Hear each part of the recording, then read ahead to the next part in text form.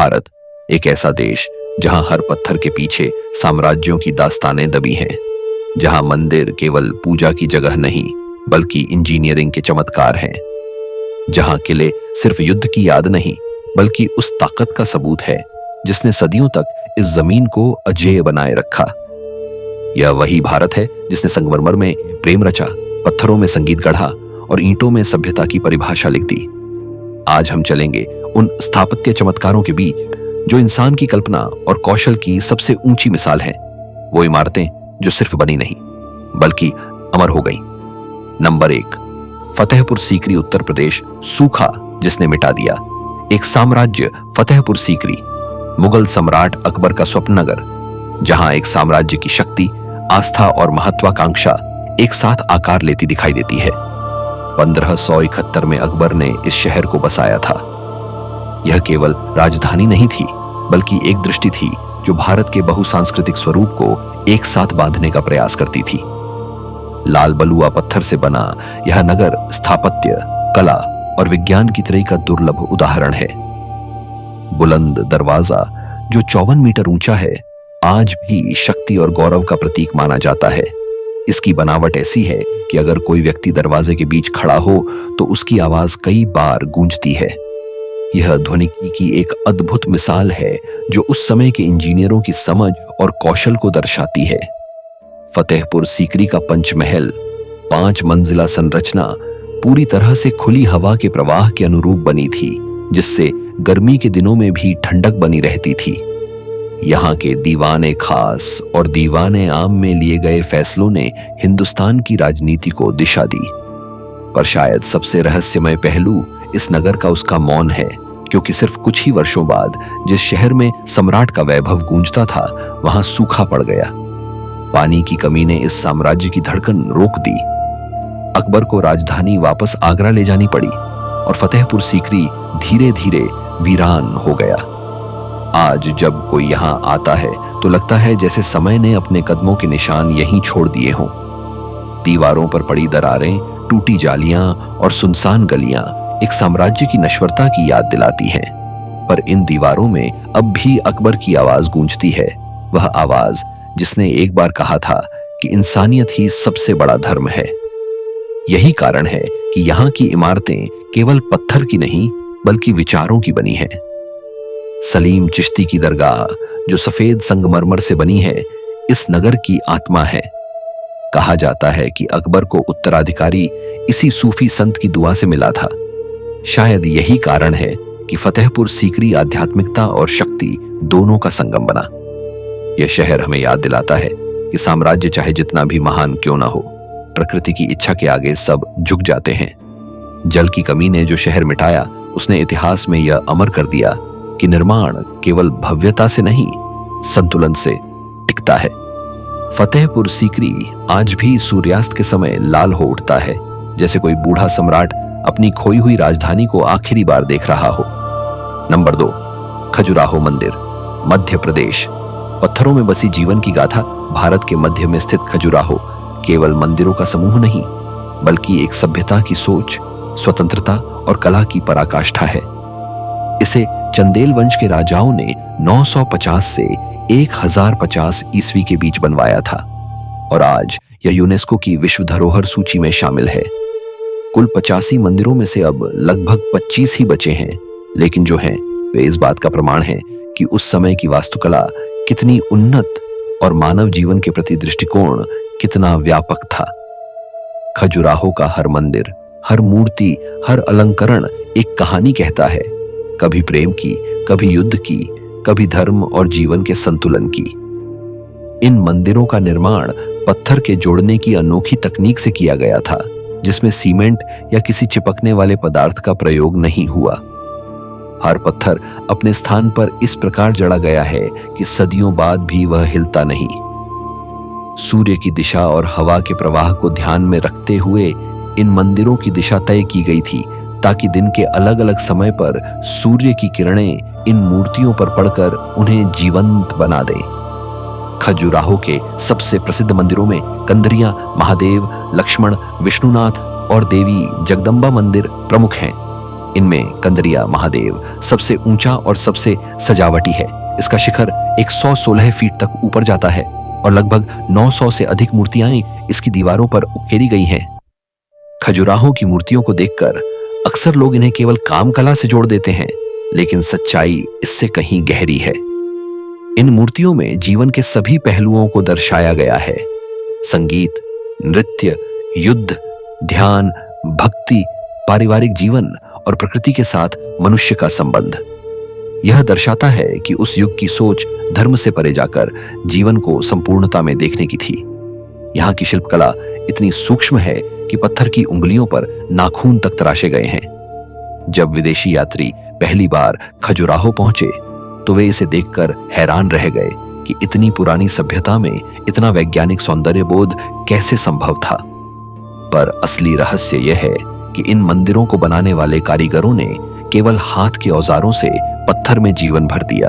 कोई मशीन नहीं, कोई आधुनिक माप नहीं, फिर भी आज के किसी भी वास्तुशिल्प से कम नहीं। समय ने कई मंदिरों को नष्ट किया, कई मूर्तियां झर गईं, पर जो बचा है वह आज भी उतना ही जीवंत है जितना 1000 साल पहले रहा होगा। जब सूरज की किरणें कंदरिया महादेव के शिखर पर पड़ती हैं तो ऐसा लगता है जैसे पत्थर खुद प्रार्थना कर रहे हों। खजुराहो केवल स्थापत्य नहीं, यह जीवन का उत्सव है, जहां धर्म और कला एक ही भाषा में बोलते हैं। यहां हर आकृति, हर रेखा यह याद दिलाती है कि सच्ची सभ्यता वह होती है जो शरीर और आत्मा दोनों का सम्मान करना जानती है। नंबर 3, अजंता गुफाएं, महाराष्ट्र। चट्टानों में चित्रित 2000 साल पुरानी कला।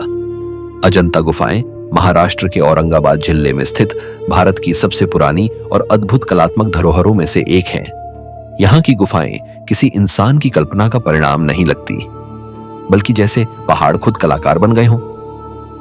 लगभग 30 गुफाएं सह्याद्री की कठोर चट्टानों को काटकर बनाई गई और माना जाता है कि इनका निर्माण ईसा पूर्व 2री शताब्दी से लेकर 5वीं शताब्दी तक चला। यहाँ के चित्र और मूर्तियां बौद्ध धर्म के जीवन और उपदेशों को दर्शाती हैं, विशेष रूप से गौतम बुद्ध के जन्म, ज्ञान प्राप्ति और महापरिनिर्वाण से जुड़ी घटनाओं को। अजंता की दीवारों पर बनी भित्तिचित्र वारेस्को कला उस युग की तकनीकी क्षमता और सूक्ष्म दृष्टि का चमत्कार है। इन चित्रों में इस्तेमाल किए गए रंग आज भी जीवंत हैं, जबकि यह पूरी तरह प्राकृतिक पदार्थों जैसे गेरू, चूना, हरा पत्थर, नीला लाजवर्द और पीले गंधक से बने थे। वैज्ञानिकों के अनुसार रंगों को बांधने के लिए चावल के आटे और पौधों के गोंद का प्रयोग किया गया था, जिससे वे हजारों साल बाद भी अपनी चमक नहीं खो पाए। हर गुफा का उद्देश्य अलग था, कुछ ध्यान के लिए, कुछ उपदेश देने के लिए और कुछ भिक्षुओं के निवास के रूप में। गुफा संख्या 1 और 2 सबसे प्रसिद्ध हैं, क्योंकि इनमें बुद्ध के जीवन की सबसे सुंदर और विस्तृत कहानियां चित्रित हैं। यहाँ बुद्ध को कभी राजा के रूप में, कभी दयालु गुरु के रूप में और कभी साधक के रूप में दिखाया गया है। गुफा की छतों पर बनी बेलदार आकृतियां और कमल की कलियां इस कला को और भी दिव्यता प्रदान करती हैं। अजंता का स्थापत्य भी उतना ही आश्चर्यजनक है जितनी इसकी कला। पहाड़ों को काटते समय यह ध्यान रखा गया कि भीतर प्रकाश प्रवेश कर सके, पर सीधी धूप चित्रों को नुकसान न पहुंचाए। इसके लिए शिल्पकारों ने दरवाजों और खिड़कियों को इस कोण पर तराशा कि सूरज की रोशनी छनकर अंदर जाए, जिससे भीतर हमेशा एक सौम्य प्रकाश बना रहे। यह प्रकाश उन चित्रों पर पड़ता है और वे मानो जीवित हो उठते हैं। 19वीं शताब्दी में जब ब्रिटिश सैनिक जॉन स्मिथ शिकार करते हुए यहां पहुंचा और गुफा के द्वार पर बुद्ध की मूर्ति देखी, तो दुनिया को इस खोई हुई धरोहर का पता चला।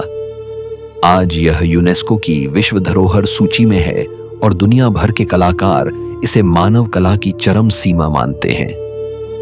अजंता गुफाओं की सबसे बड़ी खूबसूरती यह है कि इनमें धर्म के साथ साथ मानवीय भावनाओं की गहराई भी झलकती है। यहाँ केवल पूजा नहीं, जीवन का हर रंग है, प्रेम, त्याग, संघर्ष और करुणा। जब आप इन गुफाओं के अंदर कदम रखते हैं तो लगता है जैसे समय ने अपनी सांस रोक ली हो। हर चित्र, हर आकृति एक आवाज बन जाती है, वो आवाज जो 2000 साल पहले किसी भिक्षु ने पत्थर में बंद कर दी थी, ताकि आने वाली पीढ़ियां जान सकें कि इंसान जब मन से कला रचता है तो वो अमर हो जाता है। नंबर 4, मीनाक्षी अम्मन मंदिर, तमिलनाडु। देवताओं की मूर्तियों का समुद्र। मदुरई शहर के हृदय में स्थित मीनाक्षी अम्मन मंदिर केवल एक धार्मिक स्थल नहीं बल्कि दक्षिण भारतीय स्थापत्य और कला का जीवंत प्रमाण है। यह मंदिर देवी मीनाक्षी और भगवान सुंदरेश्वर शिव को समर्पित है और इसकी ख्याति केवल आस्था तक सीमित नहीं बल्कि उस असाधारण शिल्प कला में है जिसने इसे दुनिया के सबसे सुंदर मंदिर परिसरों में स्थान दिलाया। कहा जाता है कि इस मंदिर की स्थापना का आरंभ 7वीं शताब्दी में हुआ था, लेकिन इसका वर्तमान स्वरूप 16वीं शताब्दी में नायक वंश के शासनकाल में तैयार हुआ। मंदिर परिसर लगभग 45 एकड़ में फैला हुआ है और इसमें चारों दिशाओं में ऊंचे गोपुरम प्रवेश द्वार टॉवर बने हैं जिनकी ऊंचाई 160 फीट तक पहुंचती है। इन गोपुरमों पर 33,000 से अधिक रंगीन मूर्तियां उकेरी गई हैं जो देवताओं, राक्षसों, नर्तकियों और मिथकीय प्राणियों के रूप में मंदिर की दीवारों को जीवंत बनाती हैं। मीनाक्षी मंदिर की सबसे अद्भुत बात यह है कि इसकी हर दीवार, हर स्तंभ और हर द्वार एक कहानी कहता है। अंदर प्रवेश करते ही ऐरमकाल मंडपम यानी 1000 स्तंभों वाला हॉल आपको मंत्रमुग्ध कर देता है। यह हॉल वास्तव में 985 स्तंभों से बना है, पर इसकी समरूपता इतनी सटीक है कि किसी भी कोण से देखने पर स्तंभों की पंक्ति सीधी दिखती है। इन स्तंभों पर की गई नक्काशी इतनी बारीक है कि पत्थर में भी जान महसूस होती है। कहा जाता है कि जब इन स्तंभों पर हल्के से चोट की जाए तो हर एक से अलग ध्वनि निकलती है, जैसे कोई अदृश्य संगीत बज रहा हो। मंदिर की योजना वास्तुशास्त्र के सिद्धांतों पर आधारित है। इसकी दिशा, ऊंचाई और खुलापन इस प्रकार बनाया गया है कि गर्मी के मौसम में भी भीतर ठंडक बनी रहती है। मुख्य गर्भगृह में स्थित देवी मीनाक्षी की मूर्ति पन्ने के समान हरे पत्थर से बनी है, जो इस मंदिर की पहचान है। वहीं भगवान सुंदरेश्वर का विशाल लिंगम संगमरमर से तराशा गया है, जो शिव की सृजन शक्ति का प्रतीक है। हर वर्ष यहाँ मीनाक्षी तिरुकल्याणम नामक भव्य उत्सव मनाया जाता है, जो देवी मीनाक्षी और भगवान सुंदरेश्वर के विवाह का प्रतीक है। इस दौरान पूरा मंदिर फूलों, दीपों और ध्वनियों से भर जाता है और लाखों श्रद्धालु इस दिव्य मिलन के साक्षी बनते हैं। यह त्योहार न केवल धार्मिक बल्कि सांस्कृतिक रूप से भी दक्षिण भारत का गौरव है। मंदिर के चारों ओर बहने वाली वायु में एक अदृश्य ऊर्जा महसूस होती है। वैज्ञानिकों ने पाया है कि यहाँ की संरचना इतनी संतुलित है कि यह ऊर्जा प्रवाह को प्राकृतिक रूप से नियंत्रित करती है, जिससे वातावरण में एक अनोखी शांति बनी रहती है। यही कारण है कि मीनाक्षी अम्मन मंदिर केवल पूजा का स्थान नहीं बल्कि ध्यान, संतुलन और कला का प्रतीक बन गया है। जब सूरज की पहली किरण मंदिर के गोपुरम पर पड़ती है और हजारों घंटे एक साथ बजते हैं तो ऐसा लगता है जैसे सृष्टि स्वयं जाग उठी हो। यही वह क्षण है जब इंसान समझता है कि यह मंदिर केवल देवताओं का घर नहीं बल्कि मानव सभ्यता की अमर कल्पना का जीवंत रूप है। नंबर 5, लाल किला, दिल्ली, साम्राज्य की शान और स्वतंत्रता का प्रतीक। दिल्ली के दिल में स्थित लाल किला भारत की सबसे महान ऐतिहासिक संरचनाओं में से एक है। इसकी भव्य लाल बलुआ पत्थर की दीवारें न सिर्फ मुगल स्थापत्य कला का प्रमाण है बल्कि सदियों से शक्ति, वैभव और स्वतंत्रता की भावना की प्रतीक बनी हुई है। इसे 17वीं सदी में मुगल सम्राट शाहजहां ने बनवाया था, जब उन्होंने अपनी राजधानी आगरा से दिल्ली स्थानांतरित की। 1638 में शुरू हुआ निर्माण 1648 में पूरा हुआ और यह किला लगभग 256 एकड़ क्षेत्र में फैला हुआ है।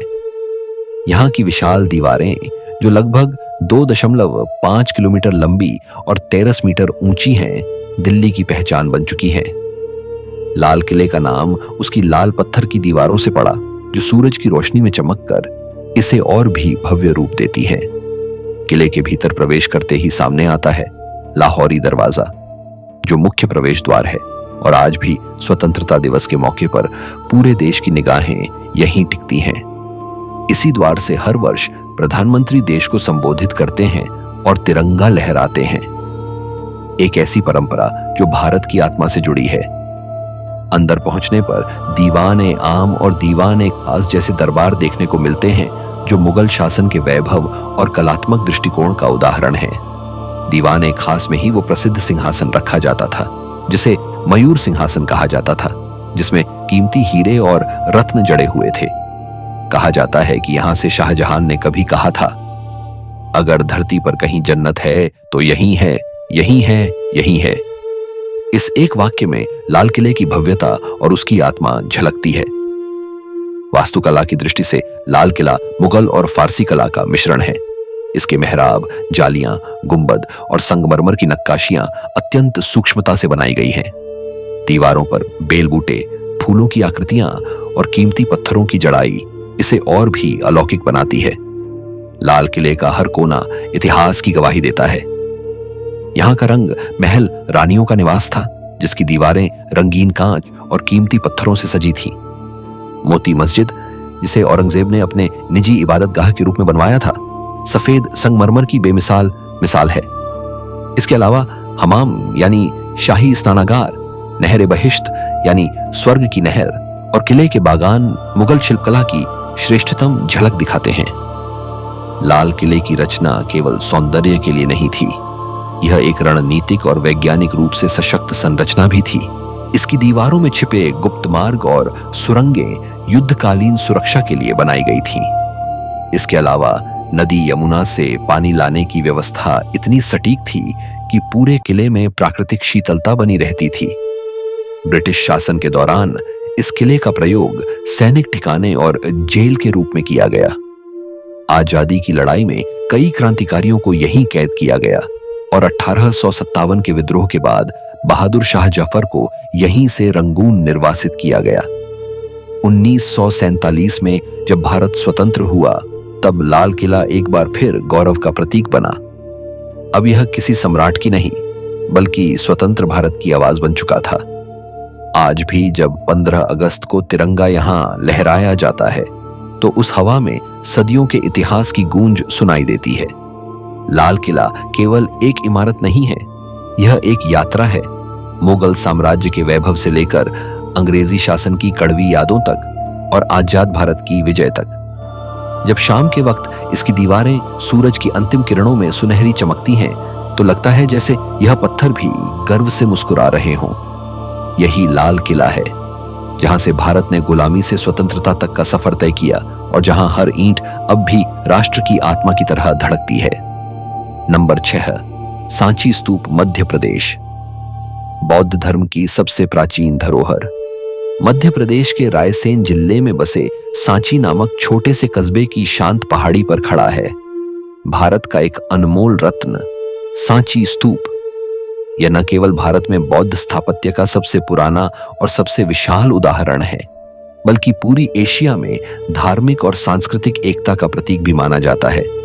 3री शताब्दी ईसा पूर्व में महान सम्राट अशोक ने इसकी नींव रखवाई थी, जब उन्होंने कलिंग युद्ध के बाद हिंसा त्याग कर बौद्ध धर्म को अपनाया। कहा जाता है कि सांची स्तूप का निर्माण बौद्ध धर्म के प्रचार और उसकी शिक्षाओं को संरक्षित करने के उद्देश्य से किया गया था। इसका मुख्य गुंबदाकार ढांचा बुद्ध के अवशेषों को संजोए हुए है, जो इसे न केवल एक स्थापत्य चमत्कार बनाता है, बल्कि एक तीर्थ स्थल भी। लगभग 120 फीट चौड़ा और 54 फीट ऊंचा यह स्तूप अपनी साधारणता में भी दिव्यता की अनुभूति कराता है। सांची स्तूप के चारों ओर 4 भव्य द्वार बने हैं, जिन्हें तोरण कहा जाता है। ये तोरण 4 दिशाओं में बने हैं और बौद्ध कला के सबसे अद्भुत नमूने हैं। हर द्वार पर बारीक नक्काशी में बुद्ध के जीवन के महत्वपूर्ण प्रसंग उकेरे गए हैं: जन्म, ज्ञान, धर्मचक्र प्रवर्तन और निर्वाण। दिलचस्प बात यह है कि बुद्ध की प्रतिमा यहाँ कहीं नहीं है। उनके स्थान पर प्रतीकात्मक रूपों का प्रयोग किया गया है, जैसे घोड़ा, वृक्ष, चक्र या खाली सिंहासन। यह उस युग की कलात्मक परिपक्वता का प्रमाण है, जहां श्रद्धा को मूर्ति नहीं बल्कि प्रतीक से व्यक्त किया गया। इन नक्काशियों में जीवन, करुणा, संयम और सत्य का संदेश छिपा है। कलाकारों ने पत्थर को ऐसा जीवंत बना दिया है कि लगता है मानो ये दृश्य अभी अभी घटित हुए हों।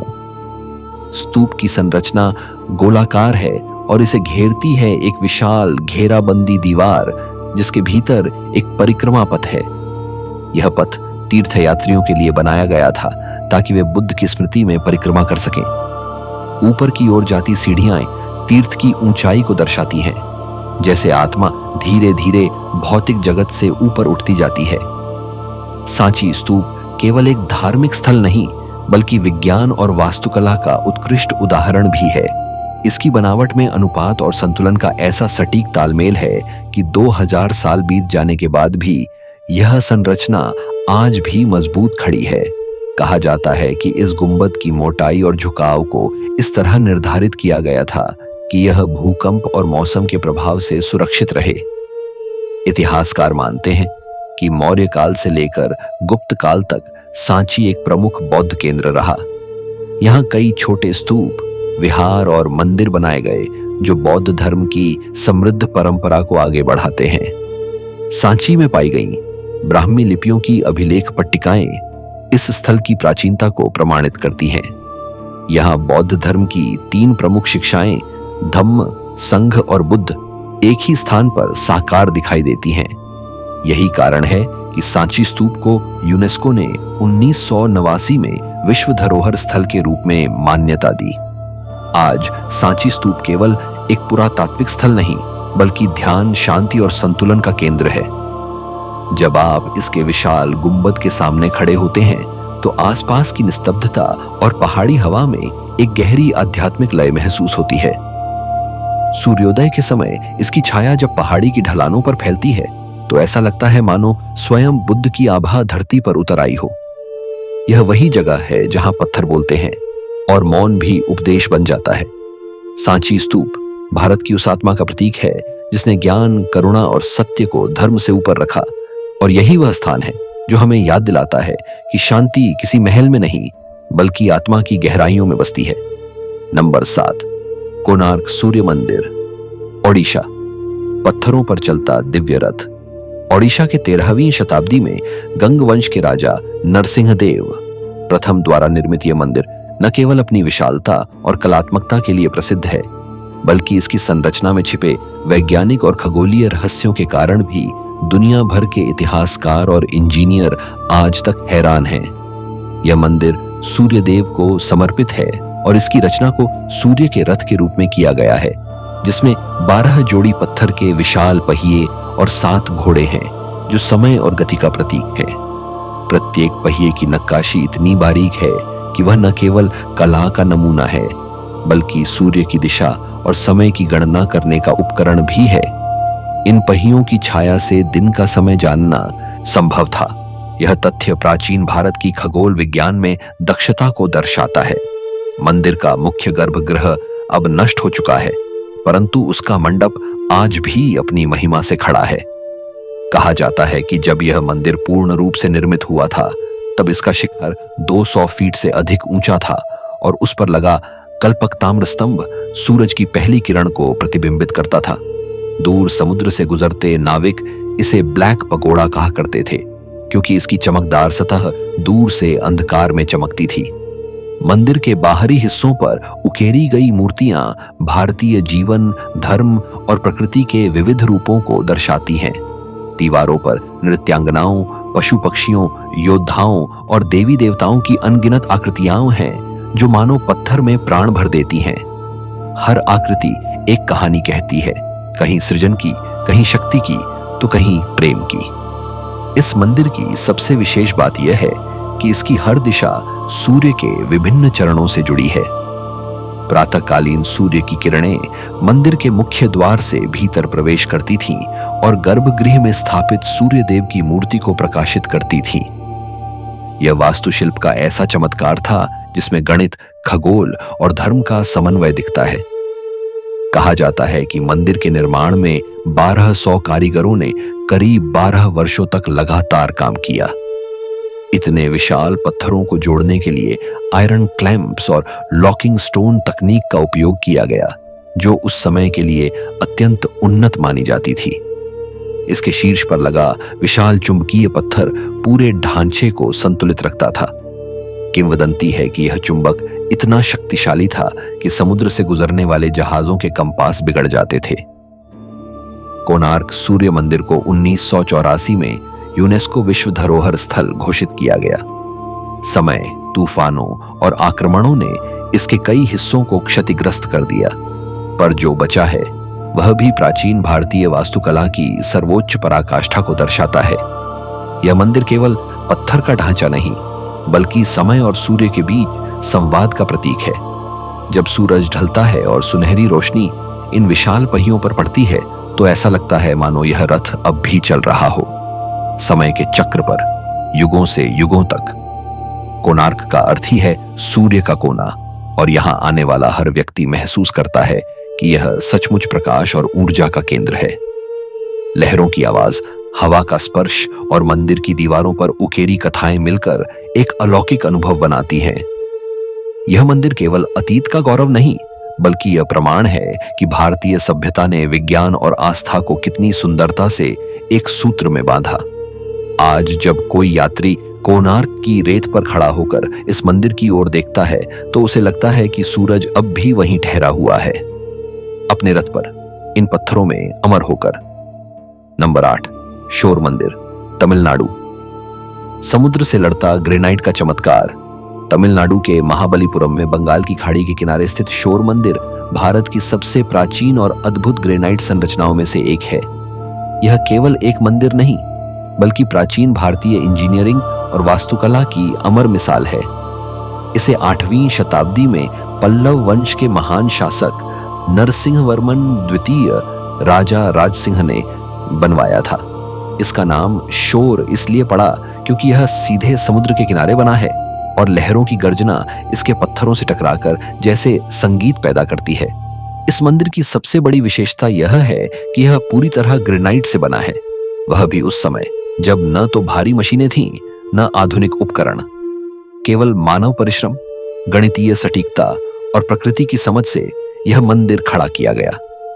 शोर मंदिर का समूह 3 प्रमुख मंदिरों से मिलकर बना है, शिव, विष्णु और देवी दुर्गा को समर्पित।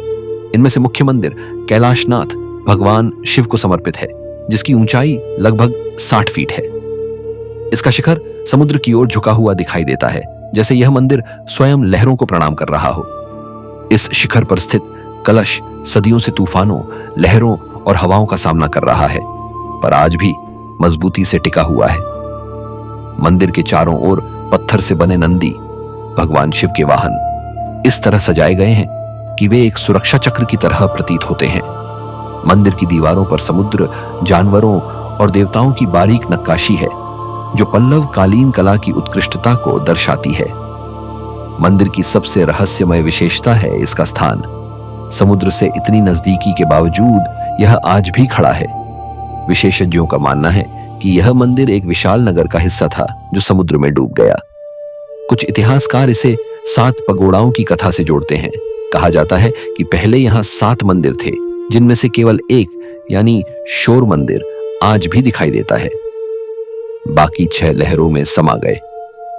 इस कथा की पुष्टि तब हुई जब हाल के वर्षों में समुद्र के भीतर कुछ पत्थर की संरचनाएं मिली जो इस संभावना को और मजबूत करती हैं। यह मंदिर यूं लगता है मानो वह समुद्र से जूझता हुआ भी अपने धर्म और स्थापत्य की पहचान को बचाए हुए है। शोर मंदिर का स्थापत्य पूरी तरह से द्रविड़ शैली का है, लेकिन इसमें आरंभिक ग्रेनाइट निर्माण के प्रयोग की झलक मिलती है। उस समय के कारीगरों ने ग्रेनाइट जैसी कठोर चट्टान को काटने और तराशने की ऐसी तकनीक विकसित की थी जो आज भी आधुनिक युग के इंजीनियरों को आश्चर्यचकित करती है। यह मंदिर सूर्य की दिशा के अनुसार इस प्रकार बनाया गया है कि सूर्योदय और सूर्यास्त के समय इसकी परछाइयां समुद्र की लहरों पर एकदम सीधी रेखा बनाती हैं। मंदिर की नींव समुद्र के खारे पानी से बचाने के लिए विशेष तकनीक से बनाई गई थी। बड़े बड़े पत्थरों के बीच खाली स्थान छोड़कर हवा के प्रवाह से संतुलन बनाए रखना। यही वजह है कि समुद्र का क्षरण आज भी इसे पूरी तरह नहीं तोड़ सका। 1984 में यूनेस्को ने शोर मंदिर को विश्व धरोहर स्थल घोषित किया। यह न केवल स्थापत्य की दृष्टि से अद्वितीय है, बल्कि भारतीय सभ्यता की धैर्य और दृढ़ता का प्रतीक भी है। जब समुद्र की लहरें इसकी दीवारों से टकराती हैं तो ऐसा लगता है मानो समय और प्रकृति का संवाद चल रहा हो। एक ओर प्रकृति की अनंत शक्ति, दूसरी ओर मानव की रचना की अटल दृढ़ता। आज जब कोई यात्री महाबलीपुरम के किनारे खड़ा होकर सूर्योदय देखता है तो शोर मंदिर की आकृति सोने की तरह चमक उठती है। समुद्र की ठंडी हवा, लहरों की आवाज और मंदिर की भव्यता मिलकर एक अलौकिक वातावरण बनाते हैं। यह वही स्थान है जहां पत्थर जीवित लगते हैं और हर नक्काशी कहती है, वक्त बीत सकता है पर सृष्टि की सुंदरता कभी नहीं मिटती।